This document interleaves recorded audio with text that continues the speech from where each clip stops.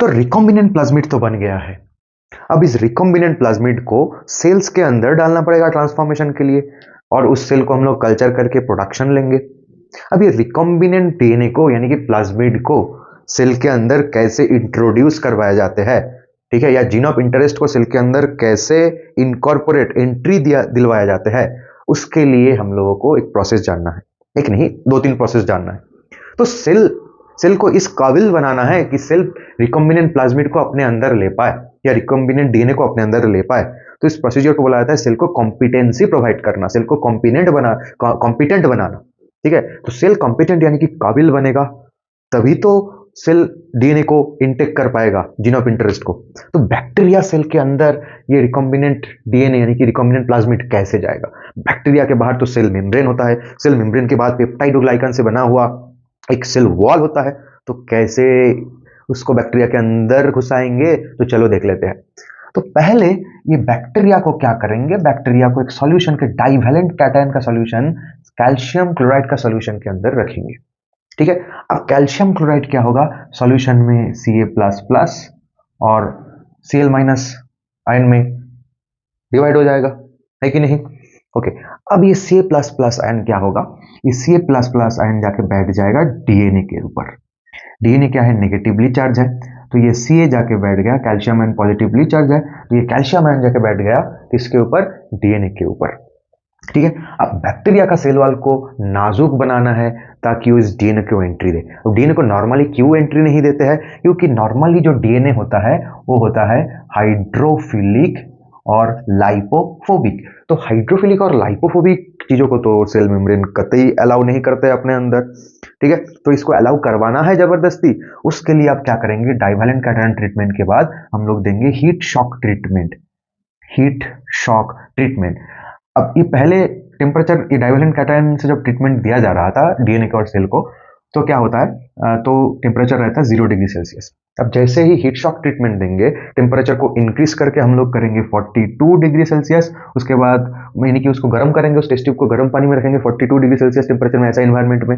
उसके बाद तुरंत उसको आइस में रखेंगे 0 डिग्री सेल्सियस टेम्परेचर में। ठीक है, अब जैसे उसको हीट दिया जा रहा था, जैसे उसको हीट दिया जा रहा था, तो क्या होता है, हीट के वजह से क्या होता है, तो अचानक उसको गर्म कर दिया ना, ठंड से अचानक गर्म कर दिया, उसके वजह से बैक्टीरिया का सेल वॉल में पोर्ट क्रिएट होगा। सेल वॉल में पोर्ट क्रिएट होगा यानी कि वो कैल्शियम चैनल्स को, बहुत सारे वोल्टेज गेटेड चैनल्स को ओपन कर देते हैं। ठीक है, अब कैल्शियम आयन जो होता है वो मौका ढूंढ रहा था, मौका पे चौका। ठीक है, तो अब कैल्शियम आयन क्या करेगा, जैसे ये पोर्ट ओपन हुआ है बैक्टीरिया के सेल वॉल के अंदर, सेल मेम्ब्रेन के अंदर चैनल्स ओपन हुआ है, ये कैल्शियम क्या करेगा, डीएनए को लेके सीधा पहुंच जाएगा सेल के अंदर। तो ये प्लाज्मिड अब बाहर नहीं रहेगा, ये प्लाज्मिड घुस जाएगा सेल के अंदर, कैल्शियम के हेल्प से ये सेल के अंदर पहुंच गया। अब जैसे हम लोग इसको ठंडा किए, ठीक है, ठंडा करने के बाद क्या होता है, फिर से बैक्टीरिया जो है, जो पोर्ट ओपन किया था, ये पोर्ट को क्लोज कर देते हैं। तो क्या हुआ, किस तरह से बैक्टीरिया में एंट्री करवाया गया, पहले कल्चर को डाइवैलेंट कैटायन Ca++ कैटायन से ट्रीट करवाया गया और डीएनए को कैपेबल बनाया गया कि डीएनए को सेल एंट्री दे सके। तो डीएनए का आई कार्ड कौन बन गया, डाइवैलेंट कैटायन Ca++ आयन। ठीक है, अब सेल उसको एंट्री दे सकता है, लेकिन सेल का दरवाजा अब बंद था, दरवाजा को खुलना है, तो सेल का दरवाजा कौन खोलेगा, हीट शॉक ट्रीटमेंट। और एक प्रोसेस है जिस प्रोसेस को बोला जाता है इलेक्ट्रोपोर्टेशन।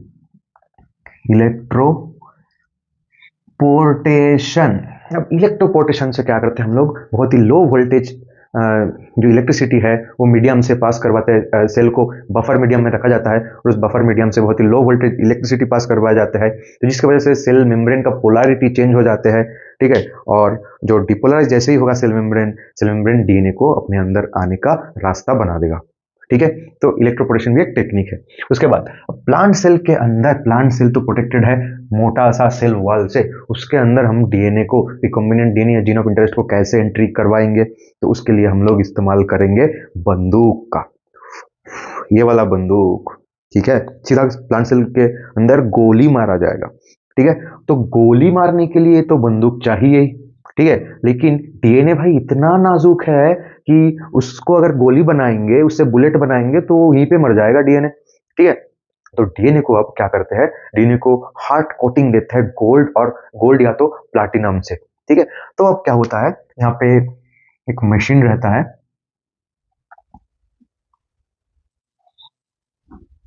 एक मशीन रहता है, ये लेजर टाइप का होता है। ठीक है, जिसके अंदर से गोल्ड गोल्ड या प्लाटिनम कोटेड जो है, गोल्ड या प्लाटिनम कोटेड डीएनए को सीधा बम्बार्ड किया जाता है सेल के अंदर।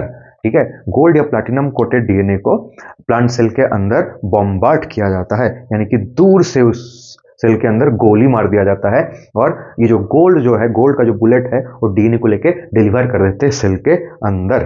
ठीक है, ओके। अब नेक्स्ट है प्लांट सेल तो हो गया।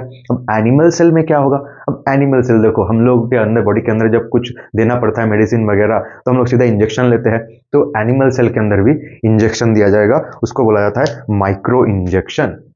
ठीक है, माइक्रो इंजेक्शन से क्या किया जाएगा, सेल के अंदर हम लोग टारगेटेड डीएनए को सेल के अंदर एंट्री करवा सकते हैं। तो माइक्रो इंजेक्शन टेक्निक से हम लोग क्या करते हैं, एनिमल सेल को ट्रांसफॉर्म करते हैं, माइक्रो इंजेक्शन। अब एनिमल सेल के लिए दूसरा स्ट्रेटेजी भी अपना सकते हैं, डिजार्म्ड रेट्रोवायरसेस के अंदर भी हम लोग जो डीएनए है उसको इनकॉर्पोरेट कर सकते हैं, तो उसको बोला जाता है वेक्टर मेडिएटेड डिलीवरी। ठीक है, यानी कि वेक्टर्स ही इधर क्या कर रहा है, सेल के अंदर डीएनए का पाथवे भी बना रहा है और DNA delivery to the genome का भी काम कर रहा है। ठीक है, तो यहाँ पे रेट्रोवायरस जैसे कि एडेनोवायरस वगैरह को इस्तेमाल कर सकते हैं, या डिजार्म्ड एचआईवी वायरस को इस्तेमाल कर सकते हैं। ठीक है, तो इस तरह से हम लोग रेट्रोवायरस को डिजार्म, यानी कि डिजार्म मतलब जब नॉर्मल कंडीशन में रेट्रोवायरस रहता है तो उसको हम लोग एक बदमाश बच्चा के साथ कंपेयर कर सकते हैं। ठीक है, अब इस बदमाश बच्चा के पास ब्रेन तो है, वो अच्छा रिजल्ट ला सकता है, लेकिन वो पढ़ाई लिखाई नहीं करते, बदमाशी में ध्यान है। तो हम जैसे उसको मॉनिटर किए, उसको मॉडिफाई किए, ठीक है, उसके अंदर खराब गुण को बाहर निकाल दिए, तो बच्चा अच्छा बन गया, एग्जाम में उसका अच्छा रिजल्ट आने लगा। तो इसी तरह से वायरस का जो विरुलेंसी कॉज करने वाला, विरुलेंसी वाला जो जीन का सेटअप है, उसको जब हम लोग एलिमिनेट करवा दिए, डिलीशन करवा दिए, वो जो वायरस था, हार्मफुल वायरस था, वो हम लोग के लिए हेल्पफुल बन गया और वेक्टर बन गया, जिसके माध्यम से हम लोग एनिमल सेल के अंदर जीन डिलीवरी का काम करवा सकते हैं। एक इंपॉर्टेंट टॉपिक के बारे में हम लोग को बात करना है कि isolation of DNA from cell. Okay, ये अच्छी बात है कि हम लोग होस्ट सेल के अंदर रिकॉम्बिनेंट डीएनए या रिकॉम्बिनेंट प्लाज्मिड को एंट्री करवा सकते हैं, लेकिन भाई जीन ऑफ इंटरेस्ट जहां से कलेक्ट करना है, चाहे वो बैक्टीरिया है, चाहे वो प्लांट है, चाहे वो एनिमल सेल है, चाहे वो फंगल सेल है, तो वहां से पहले तो डीएनए निकालना पड़ेगा, फिर तो उस डीएनए को काटेंगे, उस डीएनए से जीन ऑफ इंटरेस्ट निकालेंगे। ठीक है, तो पहला मुद्दा बहुत अहम एक मुद्दा है कि जो टारगेट सेल है, मतलब तुमको अगर स्पाइडरमैन बनाना है तो स्पाइडर के जो सेल कलेक्ट करेंगे, उस सेल से जो डीएनए कलेक्ट करेंगे, वो प्रोसेस कैसे होने वाला है।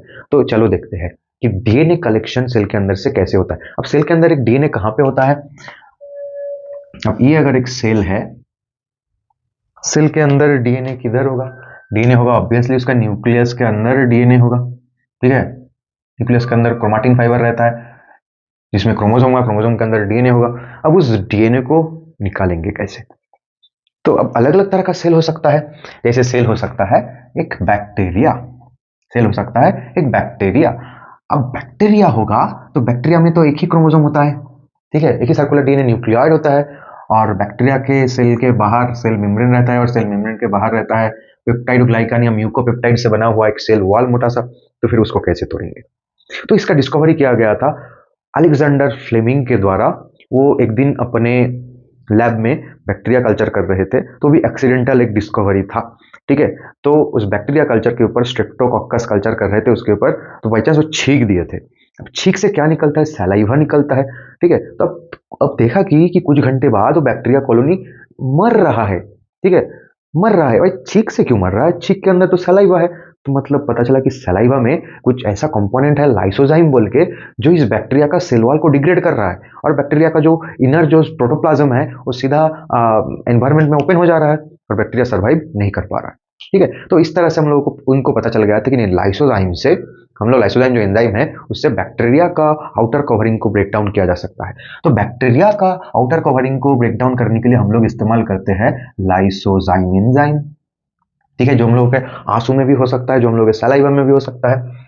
उसके बाद अगर सेल प्लांट सेल हो तो प्लांट सेल का सेल वॉल, अगर ये सेल एक प्लांट सेल है तो प्लांट सेल का सेल वॉल को कैसे तोड़ेंगे, तब ना उसके प्रोटोप्लास्ट या प्रोटोप्लाज्म तक पहुंचेंगे।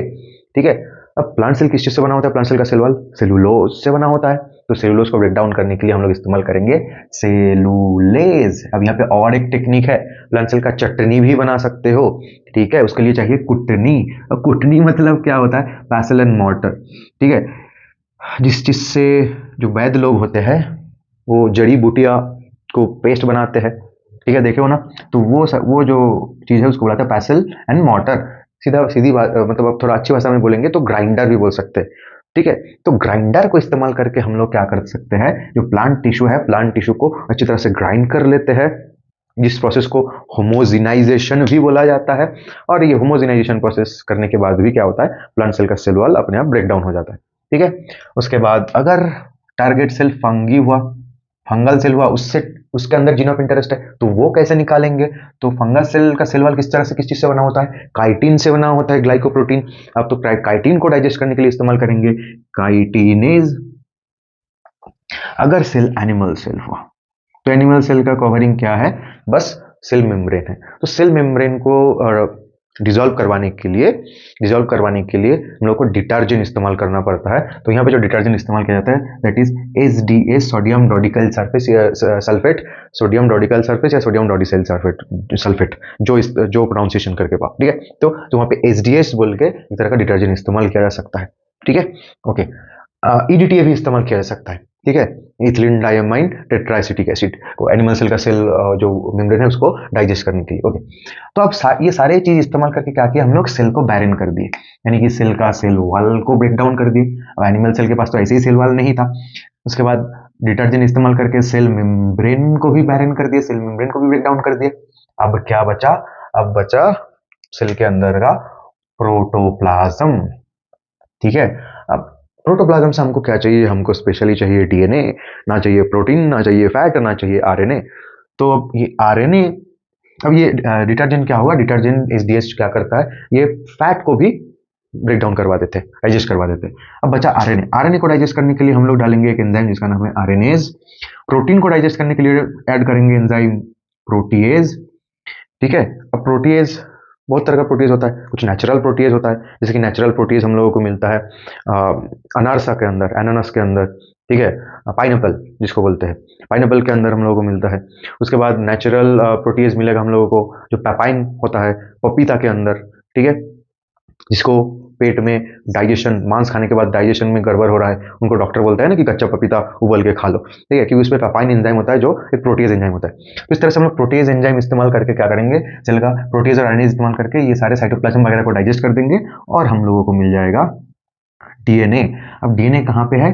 डीएनए तो है ये टेस्ट ट्यूब के अंदर, ये बफर मिक्सचर के अंदर है डीएनए। अब इस डीएनए को, डीएनए मिक्स्ड है, डीएनए को प्यूरिफाई करना पड़ेगा। ठीक है, अब प्यूरिफाई कैसे करेंगे डीएनए को? अब डीएनए को प्यूरिफाई करने के लिए यहाँ पे डालेंगे कुछ NaCl, इस मिक्सचर में ऐड करेंगे कुछ सोडियम क्लोराइड। ठीक है, इस मिक्सचर में ऐड करेंगे कुछ डिटर्जेंट सोडियम डोडिसाइल सल्फेट। ठीक है, यस, हम लोग ये प्रोसेस घर पे भी परफॉर्म कर सकते हैं। वो जो लिक्विड सोप होता है ना भीम का, वो भी ऐड किया जा सकता है। ठीक है, उसके बाद ऐड करना पड़ेगा चिल्ड इथानॉल, चिल्ड इथानॉल या चिल्ड प्रोपानॉल। ठीक है, चिल्ड आइसोप्रोपाइल अल्कोहल या चिल्ड इथाइल अल्कोहल को ऐड करना पड़ेगा ये मिक्सचर में। तो अब कुछ देर बाद क्या देखने को मिलेगा? कुछ देर बाद देखने को मिलेगा जो डीएनए है, डीएनए सरफेस में सस्पेंशन बना के तैर रहा है। ठीक है, आज हमको, अब हम लोगों को क्या करना पड़ेगा? ये डीएनए को सेपरेट करना पड़ेगा यहाँ से, ये सॉल्यूशन से। अब इस सॉल्यूशन के हम लोग सॉल्यूशन के अंदर क्या देंगे? इस सॉल्यूशन के अंदर एक फाइब्रस फिदरी कुछ डालेंगे, या तो एक स्टेरिलाइज्ड जो ग्लास रॉड होता है वो डाल देंगे, और फिर से धीरे धीरे इस डीएनए को, डीएनए एक्चुअली क्रिस्टलाइज्ड फॉर्म में मिलेगा। उस डीएनए को पकड़ के इस डीएनए के अंदर, मतलब ये टेस्ट ट्यूब है, टेस्ट ट्यूब के अंदर इस स्टेरिलाइज्ड जो ग्लास रॉड है उसको डाले है। उसके बाद धीरे धीरे उसको हल्के से उस डीएनए को घुमा के उसको बाहर निकाल लिया जाता है, जिस प्रोसेस को बोला जाता है स्पूलिंग। ठीक है, तो इसी तरह से डीएनए एक्सट्रैक्टेड हो गया। अब जो जीन ऑफ इंटरेस्ट है या डीएनए है उसको मल्टीप्लाई करना पड़ता है। अब मल्टीप्लिकेशन के लिए कौन सा टेक्निक इस्तेमाल करेंगे? पीसीआर इस्तेमाल करेंगे, जो 25 मिनट में डीएनए को डबल कर सकता है।